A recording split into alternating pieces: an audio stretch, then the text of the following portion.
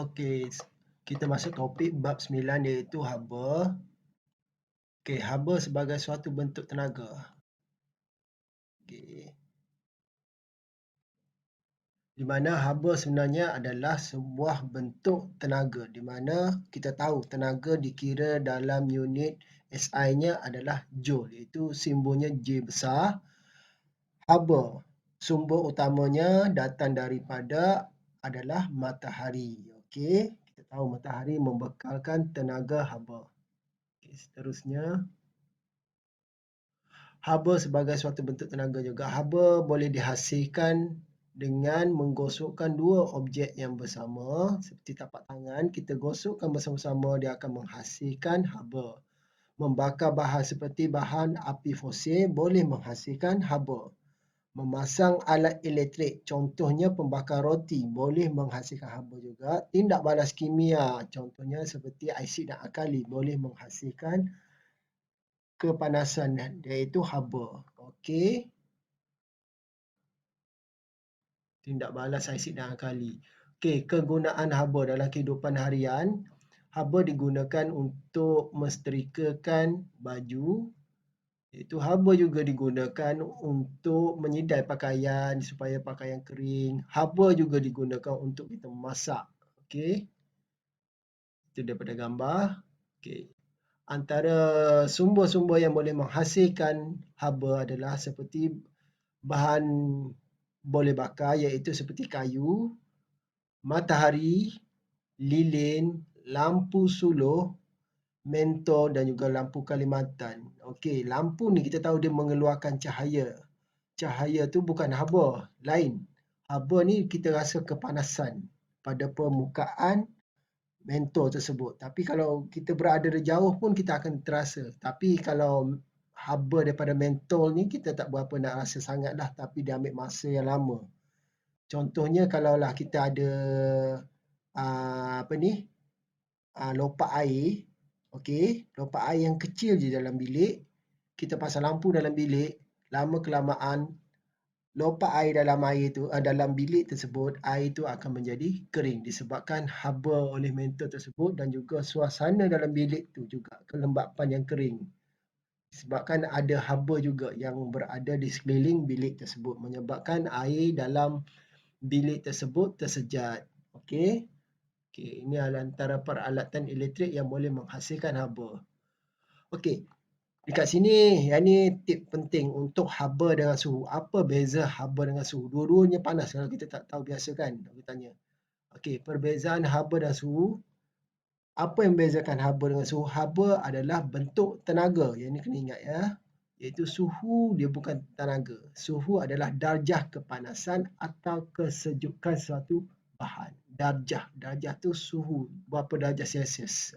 Kalau kita pakai Celsius, kalau Kelvin, Kelvin ukuran dia. Okey.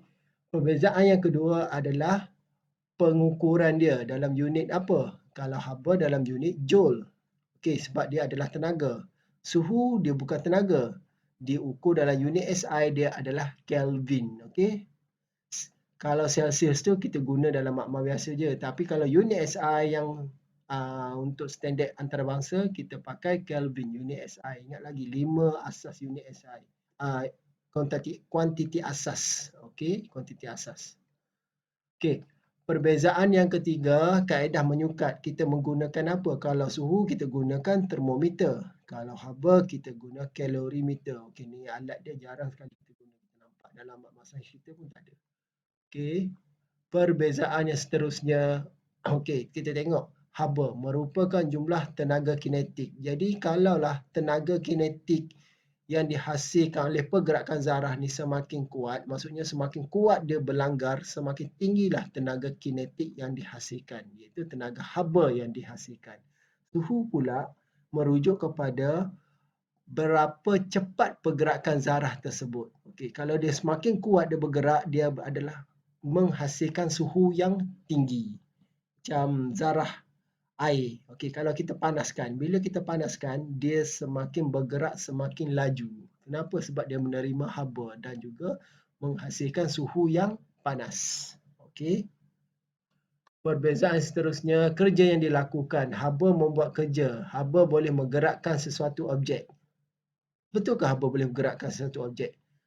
Okey, contoh dia seperti bayu laut. Okey, kita tengok ni gambar bayu laut. Di mana bayu laut ni maksudnya bayu daripada laut pergi ke darat. Kita terasa bayu laut ni berlaku pada siang hari, di mana kita akan terasa seperti udara yang sejuk daripada laut datang menepa ke atas kita yang berada di darat.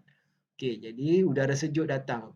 Sebenarnya pada siang hari, udara yang berada di daratan ni dia lebih panas berbanding lautan. Bila dia panas, udara panas ni akan naik ke atas sebabkan haba yang panas kat sini. Maksudnya haba tu dia boleh menggerakkan udara tersebut untuk naik ke atas jadi kurang tumpat. Jadi kawasan ni udara kurang.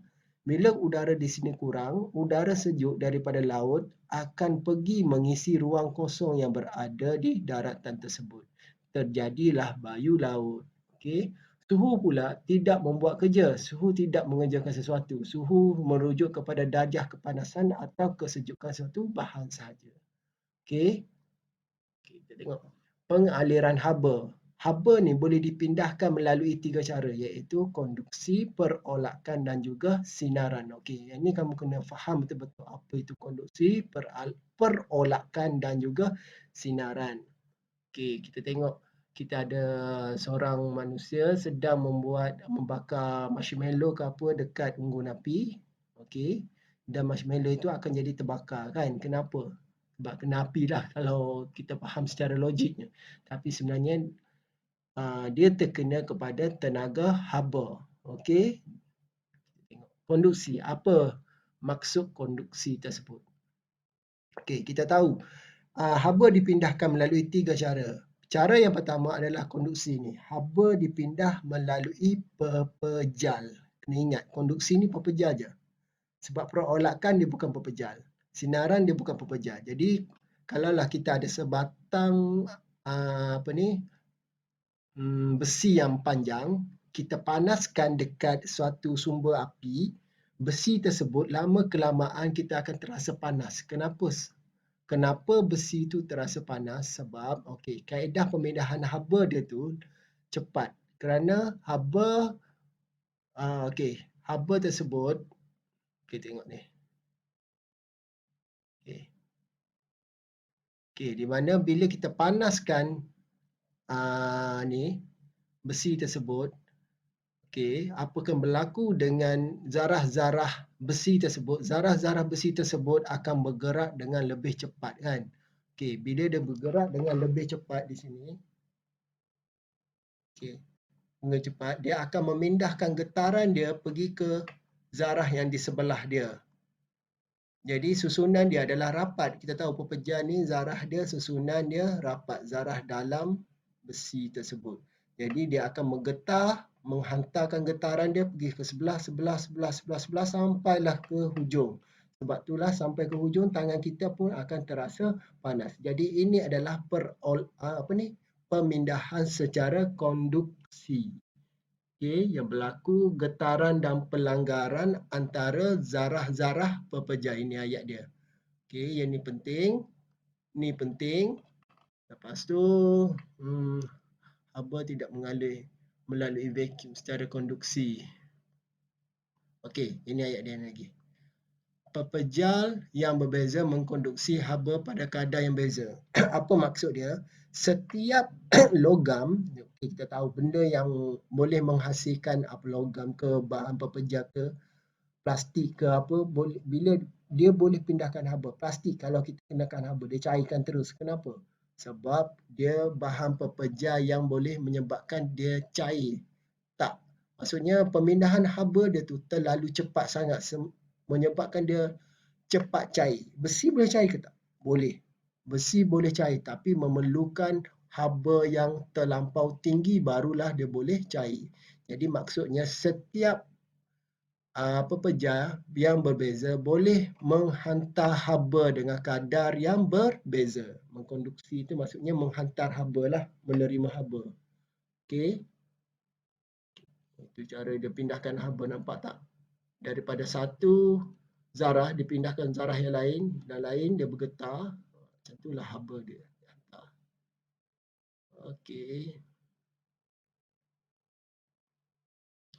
Okey, seterusnya cara pemindahan haba yang seterusnya iaitu perolakan.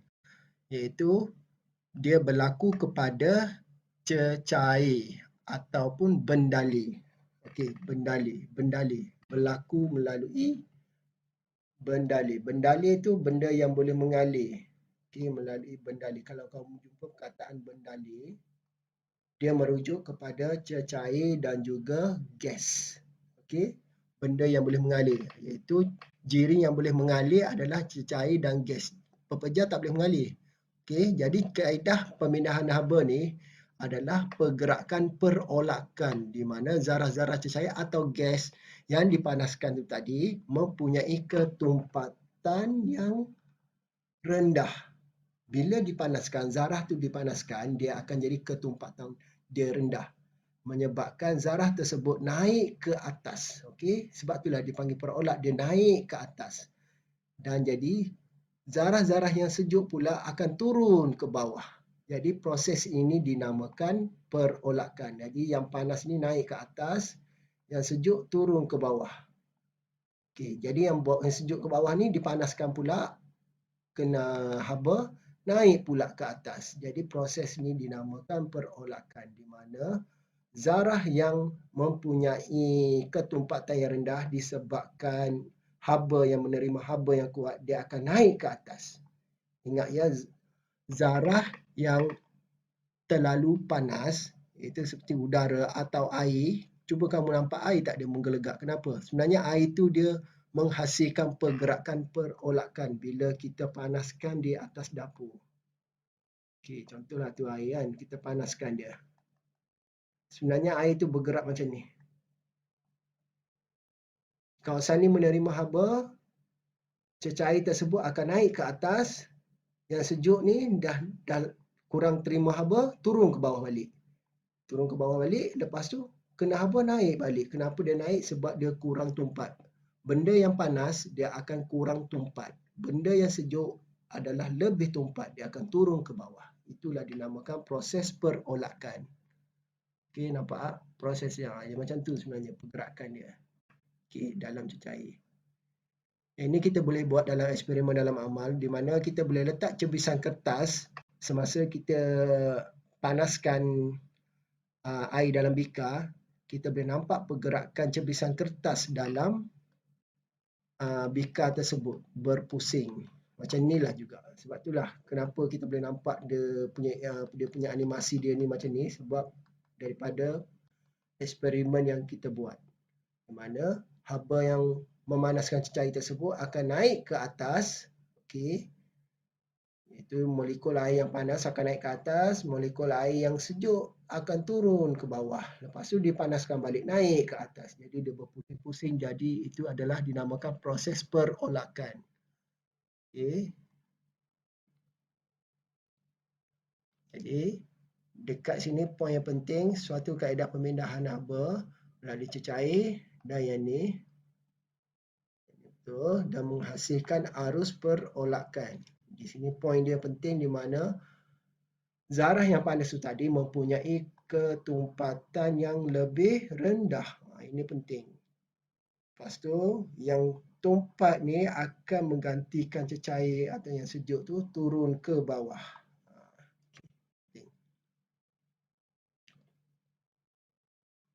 Okay. Udara pun berlaku macam tu. Okay. Sebab itulah kalau dalam rumah, okay, rumah tu dibina dengan bentuk bahagian atas ni, siling ni berbentuk lagi tinggi. Kenapa dia tak buat rumah bentuk macam ni? Bumbung macam ni. Kenapa kita tak buat macam tu? Bukan sebab terbelaga kepala ataupun kita pendekkan rendah macam tu. Okay. Kenapa tak buat macam tu? Sebab kita nak biarkan udara yang panas ni, udara yang panas kurang tumpat, dia akan naik ke atas. Jadi, bila udara yang sejuk yang ada dalam bilik ni akan turun ke bawah. Jadi, kita akan rasa sejuk berada di bawah ni. Okey. Udara panas akan terperangkap berada di atas ni. Bila dia dah kurang, haba dia dah dibebas ke persekitaran, dia akan turun ke bawah. Udara, lepas tu bila dia panas balik disebabkan sekeliling kita ni ada manusia menghasilkan tenaga haba. Kita bernafas, kita boleh menghasilkan tenaga haba. dan memanaskan udara dalam ni, udara akan naik balik ke atas. Ini adalah proses perolakan. Okey. Macam itulah proses dia. Okey. Sebab tu kalau kita pasang aircon, kita letak ke atas. Kita tak letak bawah ni, kita letak atas. Kenapa? Sebab aircon akan menghasilkan udara sejuk. Udara sejuk ni dia dia lebih tumpat. Udara sejuk dia akan turun ke bawah. Dia akan turun ke bawah. Udara sejuk dia akan turun ke bawah. Kita akan rasa sejuk bila ada di dalam bilik tersebut. Jadi udara panas ni akan naik ke atas, memasuki ruang aircon ni balik, ditapis dan dikeluarkan udara yang panas tu tersebut. Udara sejuk akan turun ke bawah. Jadi ini adalah proses perolakan. Udara sejuk lebih tumpat akan turun ke bawah, udara panas yang kurang tumpat akan naik ke atas. Okey. Jadi udara dekat yang sejuk ni bila dah berkurangan, okey, jadi udara yang berada tempat lain akan mengisi ruang kekosongan yang ditinggalkan. Jadi dia akan penuhlahkan kawasan ni balik. Lepas tu dia panas, dia naik balik ke atas. Itulah proses perolakan berlaku. Okey, seterusnya cara pemindahan haba yang ketiga iaitu proses secara sinaran. Okey. Sinaran ni di mana proses pengaliran haba tidak memerlukan vacuum. Okey, nampak ayat dia tidak memerlukan vacuum. Contoh dia matahari. Okey, matahari boleh memindahkan haba dia berada di angkasa lepas. Kita tahu angkasa lepas adalah medium dia adalah vacuum. Maksudnya tak ada medium langsung, tak ada jirim langsung. Tak ada yang boleh menghantarkan sesuatu haba tu kepada bumi. Tapi haba tu boleh bergerak sampai ke bumi. Kita boleh terasa kepanasan haba tersebut. Jadi itu adalah cara pemindahan sinaran tanpa memerlukan medium. Itulah sinaran. Okey, haba melalui vacuum, ruang yang tidak mempunyai zarah. Okey, penting semua ni ayat dia ni. Okey, contohnya pengaliran haba matahari ke bumi. Okey. Kamu tahu tak, bila kita berada di kawasan yang di luar ni, kalau kita sebagai angkasawan, kita akan terasa panas yang melampau berada di sini sebab kita terdedah kepada sinaran matahari yang tinggi. Tapi bila kita berada di belakang bumi yang terlindung dengan cahaya matahari, di sini kesejukan yang terlampau sangat-sangat membeku di sini. Itulah keunikan di angkasa lepas sebab kita terhalang dengan dia punya radiasi ataupun sinaran daripada haba matahari. Okey. Satu lagi cara radiasi ni dalam bahasa Inggeris radiasi lah atau dalam bahasa Melayu kita gunakan sinaran. Okey. Di mana sinaran juga boleh dipindah melalui vacuum iaitu udara. Vacuum pula. Dipindahkan melalui medium udara di mana kita panaskan tapak tangan kita berada jauh daripada api tapi kita terasa panas. Kenapa? Sebab haba yang dipindahkan tanpa ada pepejal tapi dia boleh pindahkan haba dia sampai ke tangan kita. Cikgu ada tanya, cikgu ni bukan ke perolakan? Perolakan ni dia lain. Perolakan ni di mana udara panas naik ke atas sebab dia kurang tumpat, udara sejuk turun ke bawah sebab dia lebih tumpat menggantikan udara yang panas yang ditinggalkan kosong di sini. Itu perolakan lain. Perolakan ni berlaku dalam kita panaskan air tadi, udara dalam rumah, udara dalam tempat tertutup, macam itulah. Udara di mana satu tempat tu bahagian atas ada lubang kecil. Sebab itulah kalau dalam rumah kita perasan kita ada sisip udara di bahagian atas. Kenapa? Sebab udara panas akan naik ke atas. Sebab dia kurang tumpat, dia akan keluar di atas. Udara sejuk masuk mengisi ruang kosong yang ditinggalkan udara panas. Jadi udara sejuk berada dalam bilik. Bilik akan terasa sejuk. Bila dia rasa panas balik, dia naik ke atas. Jadi ini adalah proses perolakan. Kalau sinaran bentuk dia macam ni. Kalau konduksi, dia melalui pepejal, dipanaskan. Hasil daripada getaran zarah-zarah menerima haba. Okey. Okey, perbandingan dia. Ini kamu boleh salin lah. Kamu boleh nampak perbezaan dia antara ketiga-tiga cara pemindahan haba. Okey, kalau dari segi kelajuan dia, konduksi lambat, perolakan dia lebih cepat daripada konduksi. Kenapa lambat? Contohnya kita panaskan besi tu tadi. Okey. Jadi besi tu kita pegang hujung, kita tak rasa panas lagi, kita kena tunggu lama baru dia terasa panas. Tapi kalau cecair dia lebih cepat sedikit. Macam udara pun kita akan rasa lebih cepat sikit. Sinaran paling cepat, macam matahari lah, kita boleh rasa terus haba dia. Okey, cara pemindahan dia, haba dipindah daripada zarah melalui getaran, yang ini pula haba dibekalkan oleh zarah-zarah panas yang bergerak ke atas. Okey, maksudnya dia bergerak, perolakan ke atas. Haba bergerak dalam bentuk satu gelombang. Okey, yang lurus. Okey, seterusnya kita masuk pada fenomena bayu laut. Bayu laut ni terjadi disebabkan oleh haba matahari juga. Okey, bayu laut. Kamu ingat perkataan macam ni. Bayu laut adalah bayu dari laut. Maksudnya angin daripada laut lah. Angin daripada laut pergi ke daratan. Ia berlaku pada siang hari. Okey, di mana waktu siang hari daratan, ni ingat ayat dia ni. Waktu siang hari daratan lebih panas berbanding lautan. Bila daratan sini panas, maksudnya udara di bahagian daratan ni, dia punya zarah-zarah udara di daratan ni adalah lebih panas. Bila panas, dia akan jadi kurang tumpat. Bila kurang tumpat, udara kurang tumpat ni dia akan naik ke atas. Bila dia naik ke atas, zarah-zarah udara di sini berkurangan. Jadi terdapat ruang kosong yang berada di sini. Jadi apa yang berlaku? Udara sejuk yang berada di lautan ni, yang lebih tumpat ni akan bergerak ke darat. Sebab itulah dipanggil bayu laut. Bayu daripada laut bergerak ke daratan untuk mengisi ruang udara panas yang ditinggalkan di darat tu tadi. Lalu proses ni membentuk satu arus perolakan. Jadi kadang-kadang dalam soalan PT3, dia akan mintakan kamu lukiskan arus perolakan bagi bayu laut. Okey, jadi bayu laut ni waktu siang. Kamu ingat bayu laut berlaku pada waktu siang dan di mana udara panas adalah berada di daratan. Daratan lebih panas. Jadi bila daratan lebih panas, kamu buat anak panah dulu. Daripada daratan naik ke atas. Jadi lepas tu kamu sambunglah anak panah ni ikut arah pusingan perolakan. Jadi dia bergerak ke arah lautan, turun ke permukaan lautan dan lautan akan pergi ke daratan. Jadi ini adalah bayu dari laut. Jadi ini adalah satu pusingan perolakan udara. Di mana udara panas naik, udara sejuk dari lautan akan mengisi ruang yang ditinggalkan di daratan. Okey, boleh faham ya? Kita pergi kepada bayu darat pula. Okey, dia opposite kepada benda tu tadi. Okey, di mana bayu daratan ni, bayu darat. Jadi maksudnya bayu dari darat. Waktu bayu darat berlaku ni pada waktu malam dia terbalik. Okey, di mana waktu malam lautan ni lebih panas berbanding daratan. Bila lautan lebih panas, udara di lautan ni akan jadi kurang tumpat. Dia akan naik ke atas. Kamu faham macam tu. Bila udara panas, dia akan naik ke atas. Bila dia naik ke atas, terdapat ruang-ruang kosong yang ditinggalkan oleh zarah-zarah udara panas di lautan.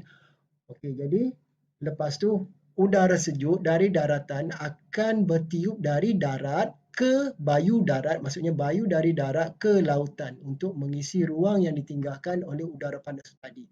Lalu dia membentuk satu arus perolakan. Jadi kalau kita nak lukiskan arus perolakan dia, dari laut naik ke atas, berpusing, pergi arah daratan. Okey, lepas tu yang daratan pula pergi ke laut. Jadi ini bayu dari laut. Sebab tu waktu malam laut lebih bergelora di mana daratan, angin daripada daratan akan meniup lautan. Lautan akan menjadi bergelora. Okey. Okey, konduktor dan penebat. Apa beza nama konduktor? Konduktor ni pengalir. Penebat ni bukan pengalir. Jadi pepeja yang boleh mengalirkan haba. Penebat adalah bahan yang tidak boleh mengalirkan haba. Mengkonduksi ni mengalirlah ayat dia. Okay, jadi penebat ni contoh dia kita tahulah getah kain macam tu kan. Kalau yang konduktor ni maksudnya yang boleh menghasilkan, boleh mengalirkan haba. Contohnya besi, logam-logam. Contoh-contoh kegunaan konduktor haba, alat dapur, alat elektrik, kasar dawai, pemateri logam, termometer, semua tu boleh menerima haba. Kegunaan penebat. Okey, penebat yang kita guna dalam kehidupan harian, tengoklah, iaitu selimut, keping ajubing, kelalang termos, pakaian ahli bomba, semua tu dibuat daripada penebat.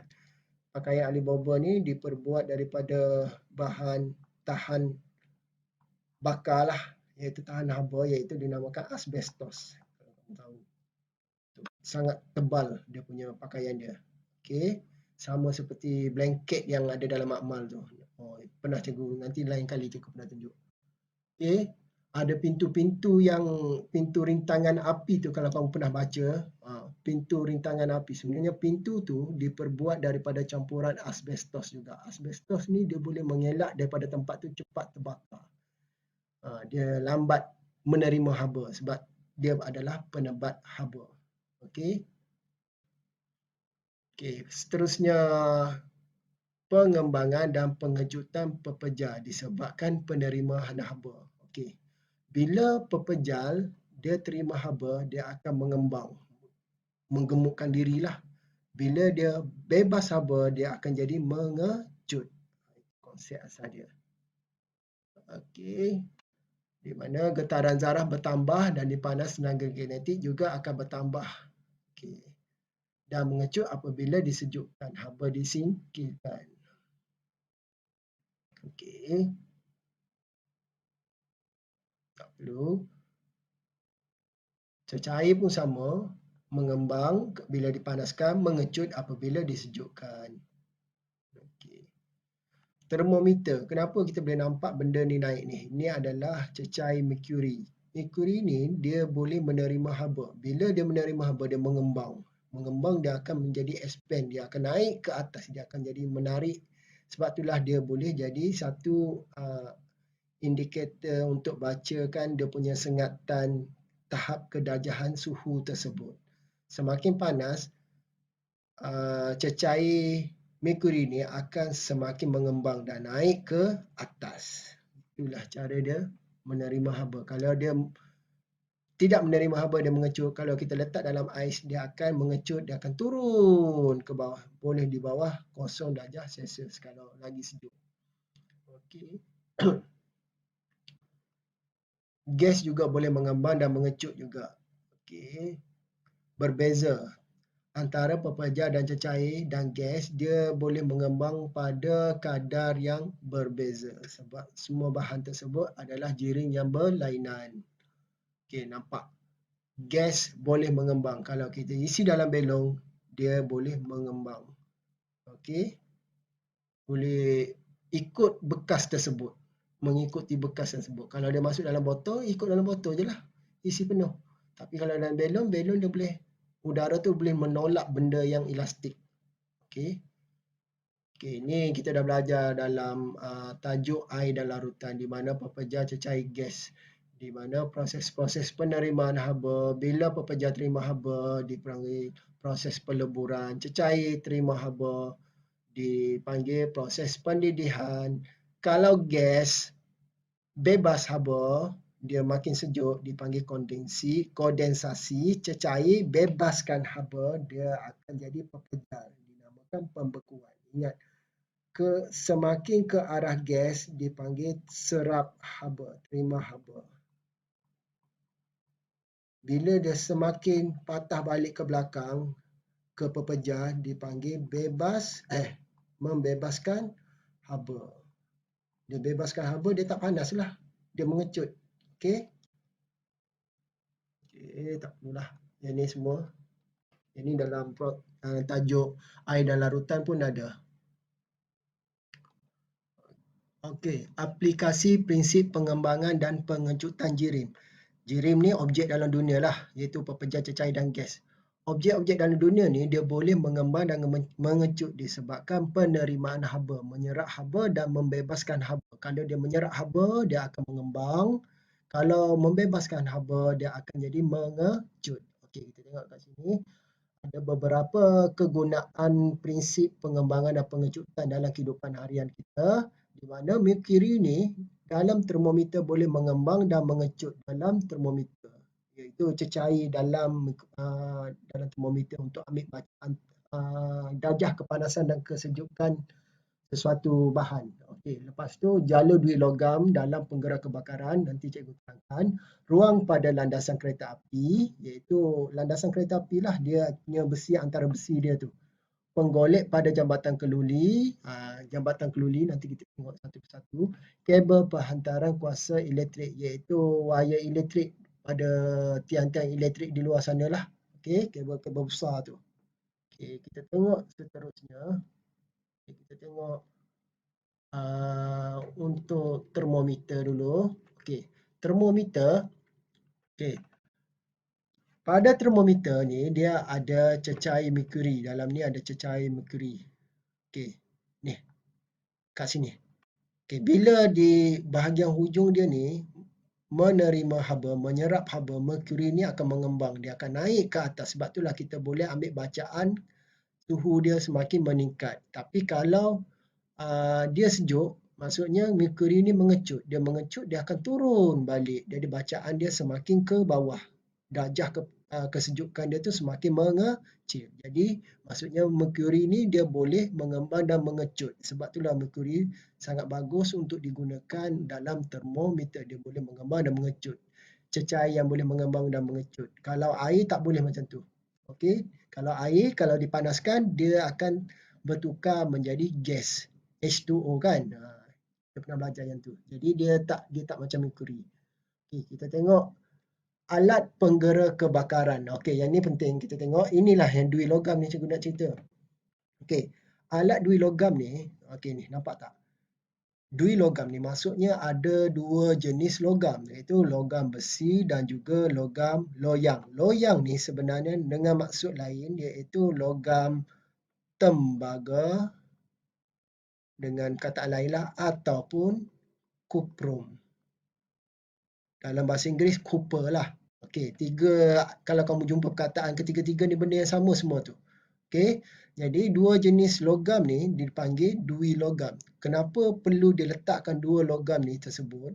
Okey, supaya logam tersebut boleh kita untuk menyentuh titik pusat. Bila titik pusat ni tersentuh dengan laluan elektrik tersebut, dia akan menggerakkan membunyikan loceng elektrik. Okey, kita tengok. Besi dengan loyang, kedua-duanya kalau menerima haba, dia berlainan lah cara pengembangan dia. Maksudnya besi dan kuprum ni, siapakah yang cepat mengembang?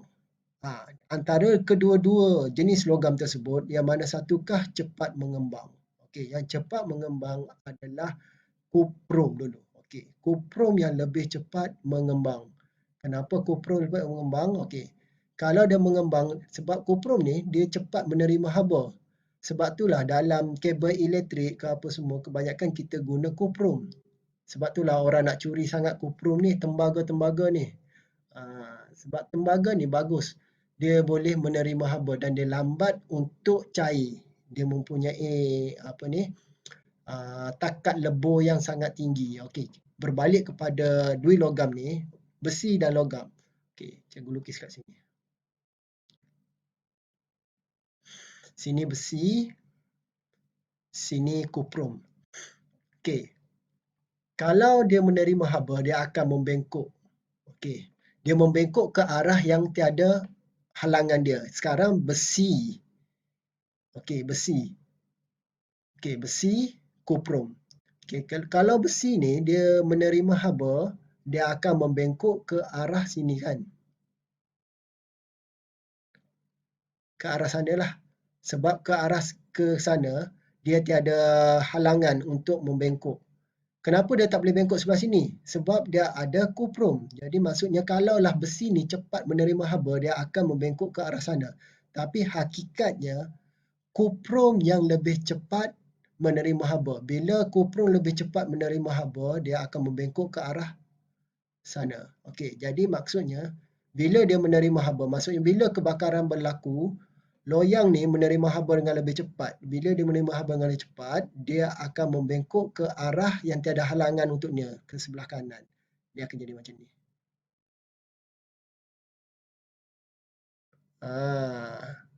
Ni besi yang bawah.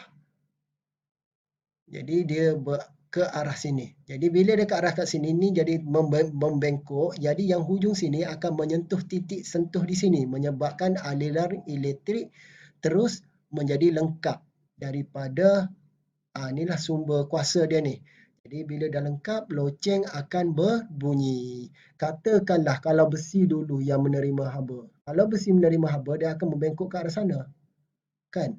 Jadi dia akan tidak menyentuh titik sentuh ni. Sebab itulah perlunya dialur-dui logam ni untuk membentuk bengkokan dia tu. Supaya besi tu membengkok dengan lebih cantik bentuk C. Okey.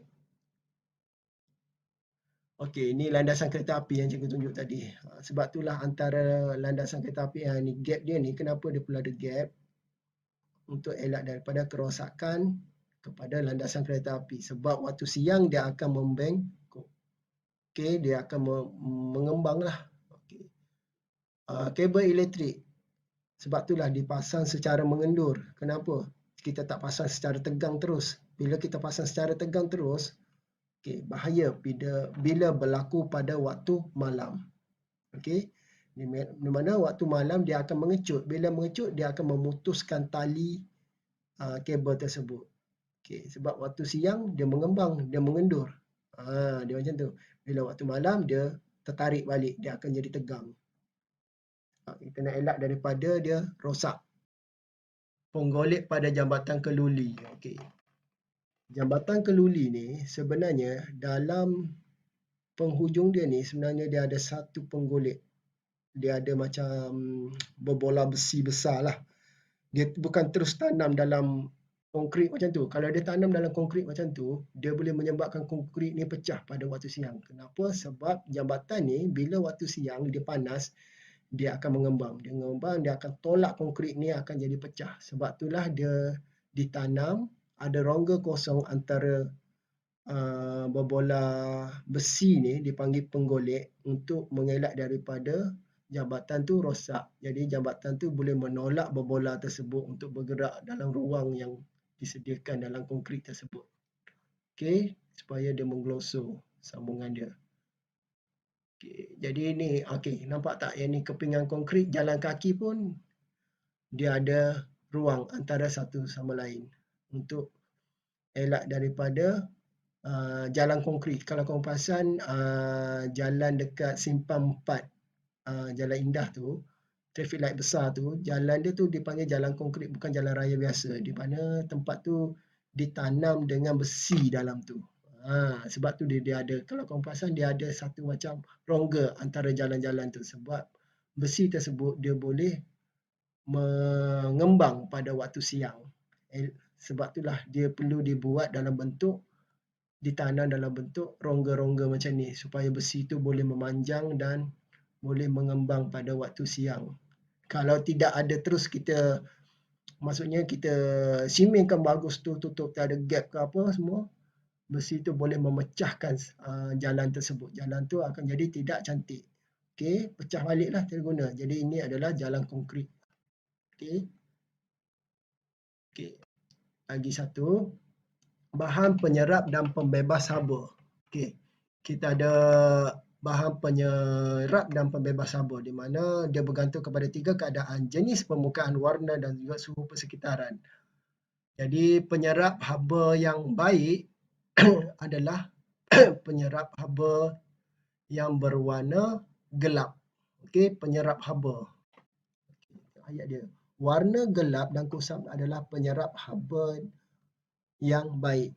Okey. Di mana juga warna gelap juga dia adalah pembebas haba ataupun pemancar haba. Maksudnya kalau kita pakai baju hitam ni, kita berada di tengah panas, kita akan cepat terasa panas sebab baju hitam menerima haba yang kuat. Tapi baju hitam juga boleh menyejukkan kita dengan cepat. Okey, contohlah, lepas kita terima haba tu, kita cepat-cepat berlari ke arah tempat yang redup. Okey, bila kita berlari ke tempat yang redup, badan kita cepat rasa sejuk. Sebab kenapa? Sebab baju hitam tu tadi boleh bebaskan haba dengan cepat. Okey, kalau baju putih pula dia pemantul haba ataupun dia merupakan penyerap dan pemancar haba yang lemah. Yang ni lemah. Maksudnya dia pemantul haba yang baiklah. Penyerap haba yang lemah. Dia lemah. Tapi dia pemantul haba yang baik. Pemantul haba yang baik.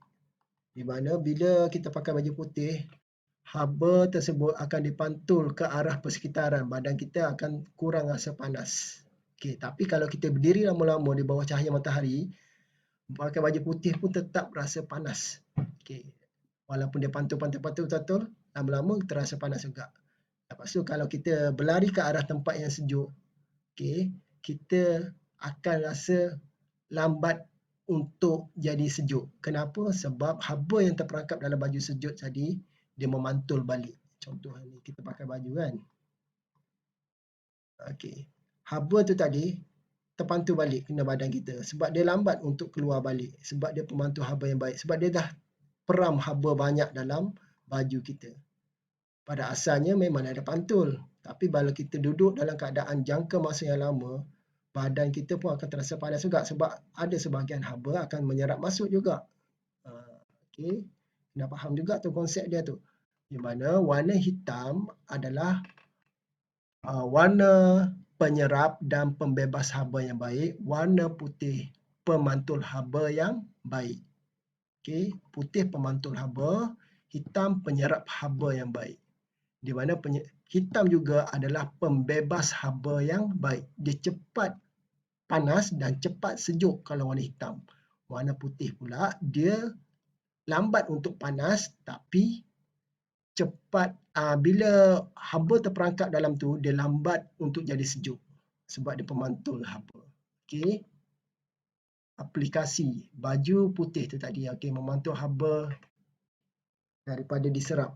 Okey, jadi pakailah baju putih untuk kurang rasa panas. Itu kalau situasi panas tempat biasalah, tapi kalau kita berada tengah-tengah panas lama-lama pun kita terasa panas juga, sama juga. Okey.